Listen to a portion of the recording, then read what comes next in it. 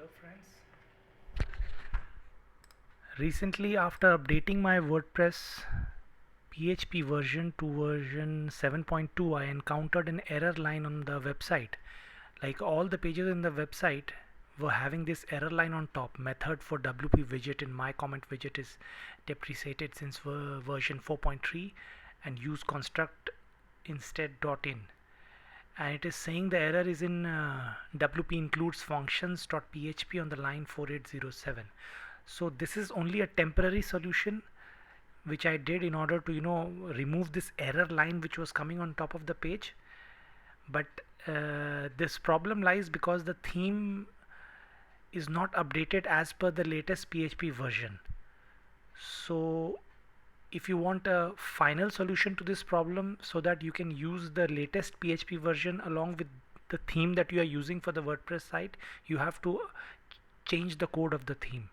But for now I'm showing you what I did for the temporary solution. Since I've already done the solution, I will tell you what I did. So for this you need to go to the cPanel of the website. So let us go to the cPanel of the website where I have stored the website in my server cPanel, and then first you have to downgrade the PHP version. So select PHP version.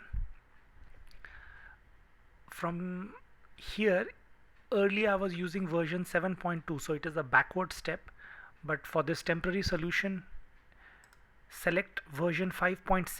so that is my current version now. So I've already selected it. You need to select this if you are on the higher version, and then once you select the new version, it will and then you will have a save or done option in the down or up. Select it so that your current version becomes 5.6. then go back to the cPanel and then go to the file manager, and then the error was in WP includes functions.php file. So let us go to the functions.php file. Here it is. And then you have to edit this file. You have to just add one line of code so that it avoids giving that error line. So you are basically telling functions.php to ignore the error message. That's all. So I have added this one line. I will show you. Add filter deprecated constructor trigger error return false. So if you add this line to the code, I will give this code line in the description.